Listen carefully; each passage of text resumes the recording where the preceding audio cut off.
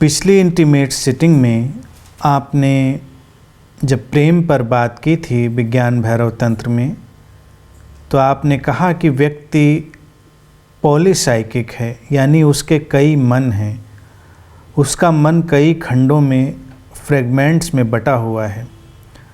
तो क्या यह आप केवल उसमें कॉन्शियस माइंड की ही बात कर रहे हैं, या उसका सबकॉन्शियस माइंड और अनकॉन्शियस माइंड भी खंड खंड में बट गया है?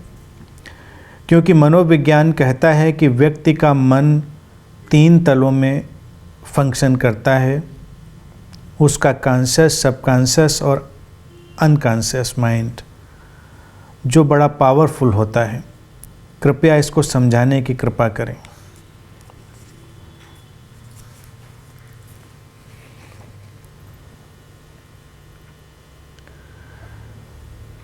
व्यक्ति का मन कई खंडों में बटा है, ये मनुष्य के मन की वास्तविकता है। मनोविज्ञान के ये 3 तल तो विभाजित करते ही हैं मन को, इसके अलावा भी अनेक परतें। चेतन मन में भी व्यक्ति एक जैसा नहीं रहता। चेतन मन भी उसका लगातार बदल रहा है, उसके अंदर भी कई सारे टुकड़े हैं। और जो उसका अवचेतन है, सबकॉन्शियस है,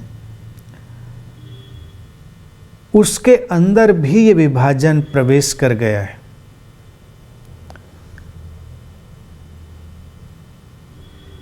अचेतन भी उसका उससे अछूता नहीं रह गया है। इसलिए व्यक्ति कहीं गहराई में बड़े ही गहरे डिसेप्शन में जीने लगा है।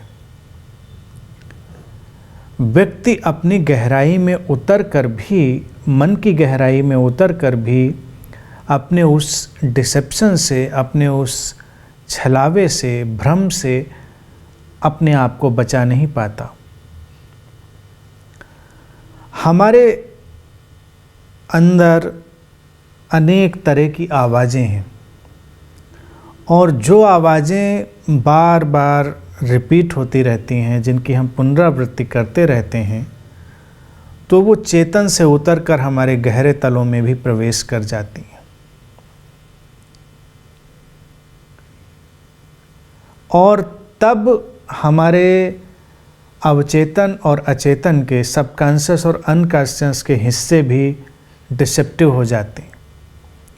इसीलिए किसी व्यक्ति से जब कहा जाता है कि अपने अंतर मन की आवाज़ सुनो, या जब कहते हैं अपनी आत्मा की आवाज़ सुनो, और वो बहुत खोजने की कोशिश करता है कि उसके अंदर क्या छुपा है,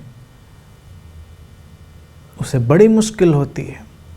क्योंकि जिन छुपे हुए टुकड़ों का भी वो सामना करता है, वो भी उसका एक टुकड़ा ही है, या कहें उसका एक झूठ ही है, उसका एक डिसेप्शन ही है। अपनी अंतरात्मा की आवाज़ या अपने अंतर मन की आवाज़ प्रायः एक गहरे भ्रम से भरी हुई होती है। इसीलिए लोग बड़े भ्रमों के शिकार होते हैं। धार्मिक लोगों के अंदर ये भटकाव कई बार और बढ़ जाता है, क्योंकि जब वो अपने अंदर की कोई आवाज़ सुनते हैं, जिसे वो अपने सबकॉन्शियस की आवाज़ या अंतरात्मा की आवाज़ भी कह सकते हैं, तो वो भी उनके अंदर फीड की हुई, उनके अंदर उतारी गई आवाज़ हो सकती है। वो शुद्ध होगी, इसकी कोई गारंटी नहीं है। आम तौर से जो हमारा सबकॉन्शियस है, वो एक स्टोर हाउस की तरह से काम कर रहा है। हम जिन चीज़ों को नहीं भी जानते हैं चेतन तौर से, ये उनको भी रिकॉर्ड करता है, और फिर किसी न किसी रूप में सिंबॉलिक ढंग से या स्वप्न के ढंग से, ड्रीम के वर्ल्ड में अनेक ढंग से हमको इशारे करता है। गहरे सम्मोहन में ले जाकर भी हम उन परतों को उघाड़ सकते हैं। लेकिन इधर मैं देखता हूँ कि अगर व्यक्ति को सम्मोहन में भी ले जाया जाए तो भी उसका जो इल्यूजन है और उसका डिसेप्शन है वो कायम रहता है। गहरी परतें तोड़नी पड़ती हैं, यानी कि हमारे अंदर के मन की हालत भी ऐसी है कि अगर उसकी शुद्ध अवस्था तक पहुंचना है तो ऊपर की कई सतह हमें तोड़नी पड़ती हैं।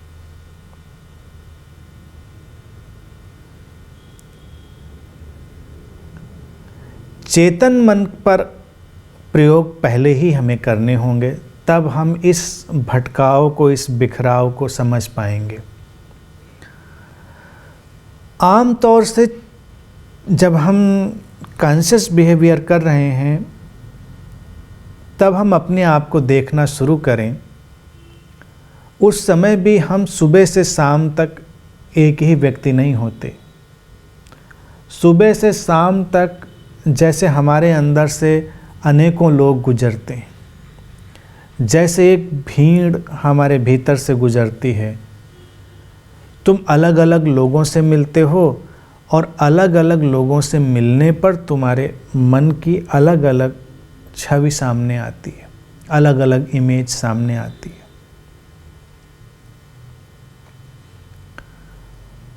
तुम धार्मिक जगह पर जाते हो, तुम्हारे मन की एक अलग इमेज सामने आती है। तुम किसी पार्टी में जाते हो, तुम्हारे मन की एक अलग इमेज सामने आती है। तुम बाजार में खड़े हो, तुम्हारे मन की एक अलग इमेज सामने आती है। ये सारी इमेजेस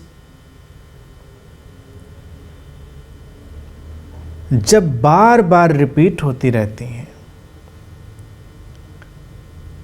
तो निश्चित रूप से वो गहरे उतर जाती हैं और हम व्यक्ति को एक कंटिन्यूटी में देखते हैं। इसलिए कई बार हमको ये बदलाव दिखाई नहीं देता। जबकि अगर हम उन सारे टुकड़ों को एक व्यक्ति के अलग अलग रख के अगर देखें, थोड़े समय का अंतराल उसमें डालें, तो हमको सारे अलग अलग लोग दिखाई देंगे। हमको लगेगा कि ये एक ही व्यक्ति ही नहीं है, सुबह से शाम तक ये कई व्यक्ति था। पॉलीसाइकिक, उसके इतने चित्त, इतने मन प्रकट हुए हैं कि ये एक व्यक्ति नहीं हो सकता। जैसे तुम एक मूवी भी देखते हो तो उसके बहुत सारे फ्रेम एक साथ चलते चले जाते हैं, टाइम गैप नहीं होता, तो तुमको मूवी एक ही जैसी लगती है, एक ही मूवी लगती है तुमको, वो कोई बहुत अंतर नहीं जान पड़ता। लेकिन तुम जरा सोच कर देखो, उस मूवी का ही कोई भी टुकड़ा काट लिया जाए और वो किसी अलग मूवी में या नई मूवी में फिट कर दिया जाए तो तुमको वो उसका हिस्सा मालूम पड़ेगा,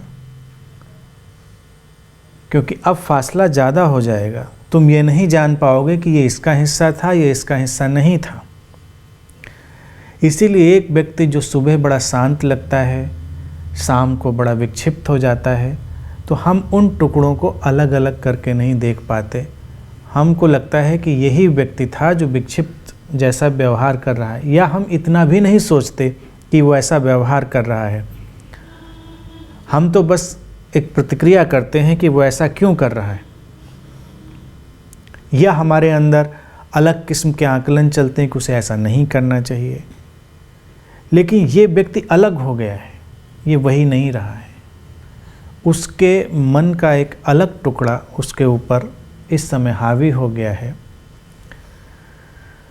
हमारा होना हमारे मन के माध्यम से ही है।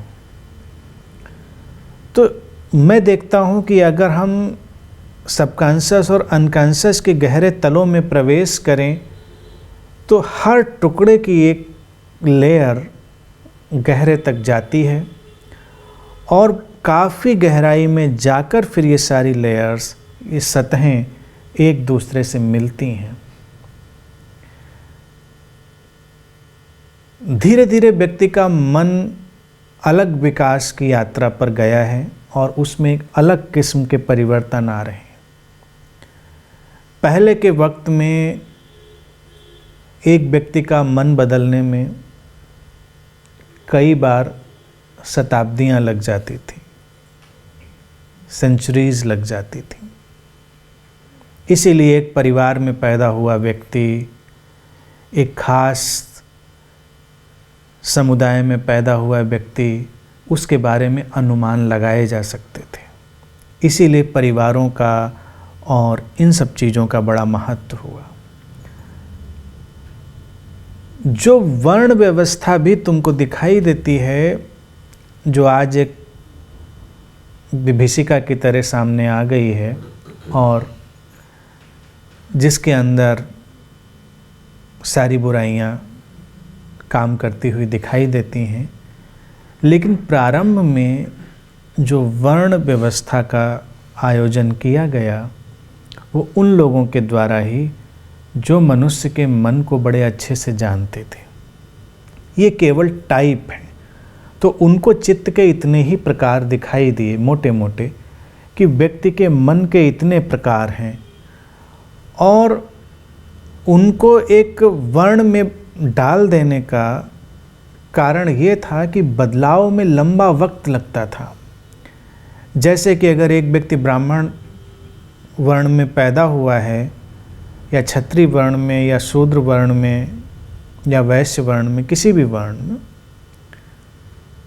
तो लोग ज़्यादा नहीं सोचते थे, वो मानकर चलते थे कि इसके अंदर जो गुण हैं, जो वृत्तियां हैं, वो वैसी ही होगी, क्योंकि बदलाव धीमा था, मन के ऊपर गति धीमी थी। अब आज के हमारे दौर में मन की गति का बदलाव इतना तेज है कि मुझे लगता है कि हर 5 साल में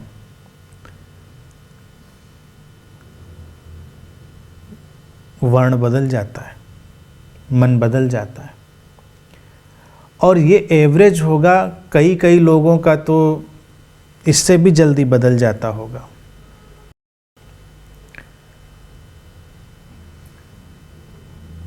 पहले प्रेडिक्टेबिलिटी ज़्यादा थी, आज प्रेडिक्टेबिलिटी कम है, क्योंकि बदलाव बहुत तेज है। मन के ऊपर इतना दबाव है। मन तो एक प्रक्रिया है, व्यक्ति के अनुभवों की, विचारों की, उसके परम्यूटेशन कॉम्बिनेशन की, आपस में उसके इंटरेक्शन की, वो एक लंबी प्रक्रिया है। पहले ये सारी प्रक्रिया अनुभवों की, विचारों की, विश्लेषणों की, सिंथेसिस, एनालिसिस, इन सब की धीमी चलती थी। आज वो इतनी तेज चल रही है कि 5 साल में तो बदलना तय ही है, साल भर में भी बदलता हो तो कोई बड़ी बात नहीं। कलेक्टिव माइंड जो अचेतन के भी पीछे है, सामूहिक मन, वो बड़ी जल्दी बदल रहा है, और सामूहिक मन का दबाव,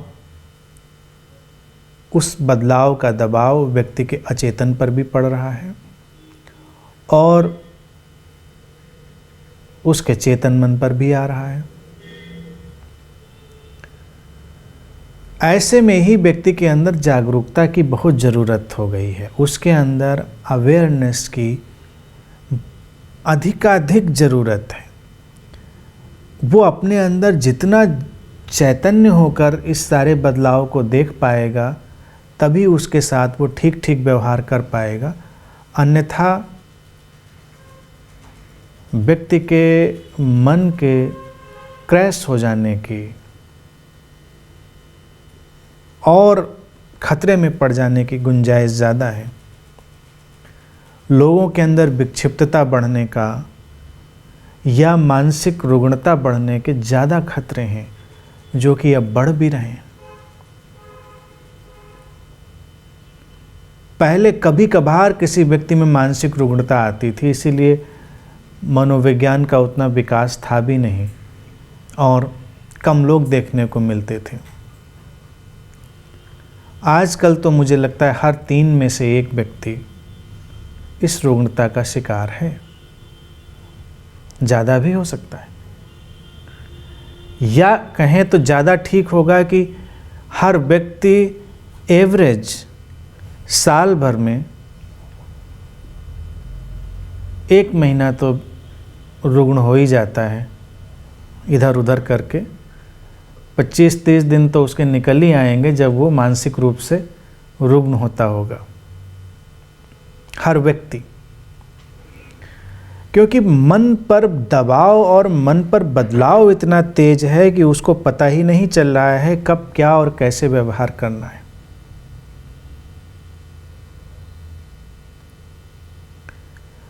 पहले व्यक्ति ध्यान में बैठता था शांति से और उसको मार्गदर्शन मिल जाता था। अब ध्यान भी पहले जैसा नहीं रह गया है। अब ध्यान भी आमूल चूल रूप से बदला है और मार्गदर्शन वैचारिक, दार्शनिक, सैद्धांतिक ना होकर चेतनागत ज़्यादा हो रहा है, होना चाहिए, प्रेजेंस बेस्ड। क्योंकि पहले इंस्पिरेशन या गाइडेंस जिसको हम कहते हैं वो व्यक्ति को शांत होने के साथ मिल जाता था। जैसे कोई व्यक्ति किसी भी उलझन का शिकार है, परेशान है, वो शांत होकर बैठा, उसके मन की चेतन परतें थोड़ी सोईं और उसके अंदर के मन की जो और गहरी परतें हैं, जो ज़्यादा जानती हैं, वो उसको कोई ना कोई मार्गदर्शन दे देती थी। जीवन सहजता से चल जाता था। आज सामूहिक मन में, कलेक्टिव मन में इतनी आवाज़ें हैं, इतनी हलचल है और इतना बदलाव है कि शांत होने पर तुम्हारे अंदर से कुछ भी उठ सकता है। अगर तुम चेतन यानी चैतन्य होने को तुम नहीं जान रहे हो, अपने अंदर के तुम विटनेसिंग पार्ट को, साक्षी होने के हिस्से को या अपने केंद्र के व्यवहार को नहीं जान पा रहे हो तो मुश्किल होगी। आज तुम देखो पूरे विश्व में आतंकवाद बढ़ रहा है, वो बढ़ता जाएगा और अच्छे भले पढ़े लिखे युवा जो सीधे उनसे संबंधित नहीं भी हैं, किसी भी मुल्क में हैं, और उनकी अंतरात्मा से वो आवाज़ें आने लगती हैं, क्योंकि उनके बिखरे हुए टुकड़े उस सामूहिक मन की उस आवाज़ से रिलेट करने लगते हैं, संबंधित होने लगते हैं। इसलिए ही जो लोग ऐसी विध्वंसक चीज़ों में जाते हैं, तुम्हें लगता है क्यों जाते हैं? उनको लगता है ये उनके अंतरात्मा की आवाज़ है, उनको लगता है कि उनके अंदर से आ रहा है। जैसे अब ये बात थोड़ी थोड़ी बेमानी होने लगी है मन के जगत में, जिसका पहले बहुत प्रयोग होता था, अपने मन के साथ चलो। लोग कहते थे दूसरों की मत सुनो, अपने मन की सुनो। तुम्हारा मन तुम्हारा कहाँ है? तुम्हारा मन तुम्हारा रह ही नहीं गया है, उसको बहुत फिल्टर करना है। जैसे पीने का पानी अब एकदम से पीने लायक नहीं रह गया है, एक्स्ट्रा फिल्ट्रेशन की ज़रूरत पड़ती है, ऐसे ही मन का सीधा सीधा उपयोग भी अब संभव नहीं रह गया है। उसकी परतों को पहले और छानना पड़ता है। अब चेतन में भी उतरना है या चेतन में, तो उसको और छानना पड़ता है और नीचे जाना पड़ता है। प्रक्रिया थोड़ी लंबी हो गई, क्योंकि तुम्हारे अंदर से जो आवाज़ें उठ रही हैं वो तुम्हारी अपनी नहीं है, बहुत टुकड़े। तुम मिसगाइडेड हो सकते हो। साधना के जगत में पहले भी लोग होते रहे थे, लेकिन तब कम था, गाहे बगाहे कभी कभार होता था। अक्सर देखा जाता था कोई व्यक्ति साधने में गया, उसको कोई भी बात पकड़ जाती थी कि ऐसा मार्गदर्शन मिल रहा है। अब मार्गदर्शन तुमको मिल रहा है, लेकिन तुम कैसे तय करोगे कि जो मार्गदर्शन मिल रहा है कि वो ठीक ही मिल रहा है या गलत मिल रहा है? तुम्हारे पास तय करने का उपाय नहीं है। जब तक तुम बहुत तटस्थ जागरूकता का और अपने अंदर के गहरे साक्षी भाव का, डीप विटनेसिंग का अभ्यास ना कर लो, वो मुश्किल हमेशा रहेगी। तो इसलिए इस पर हमें बड़ी जागरूकता से काम करना पड़ेगा और मन के सारे टुकड़ों को अलग अलग डिसजॉइंटेड टुकड़ों की तरह देखना पड़ेगा।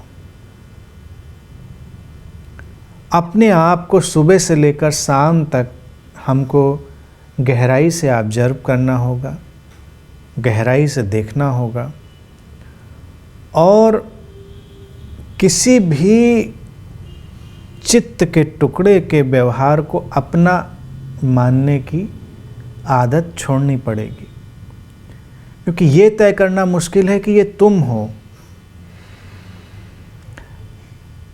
पुराना मनोविज्ञान तो इतना ही कहता था, कभी तुम्हारे अंदर से तुम्हारी माँ बोल रही है, कभी तुम्हारे पिता, कभी तुम्हारे और संबंधी, जो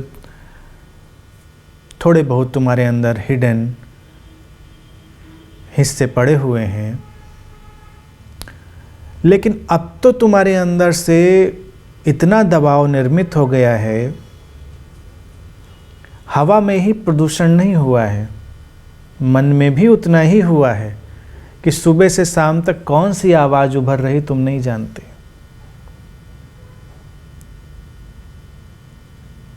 लेकिन तुम उसे अपना होना मानते हो। तुम अपना होना मानते हो, इसलिए वो पॉलीसाइकिक स्टेट और ज़्यादा खतरनाक हो जाती है। उससे अपने को अलग करना पड़ेगा। जब तुम उससे अपने को अलग देखने की एक आदत निर्मित करोगे, तो एक दिन अचानक तुम्हें दिखाई देगा कि गहरे में एक अलग व्यवस्था है। इन सारे टुकड़ों के परे भी तुम्हारे अंदर चेतना का एक अलग व्यवहार है, जो ज़्यादा जागृत है और ज़्यादा सशक्त है, ज़्यादा सिंथेसाइज्ड है, जो तुमको ज़्यादा आधार देता है, शांति देता है।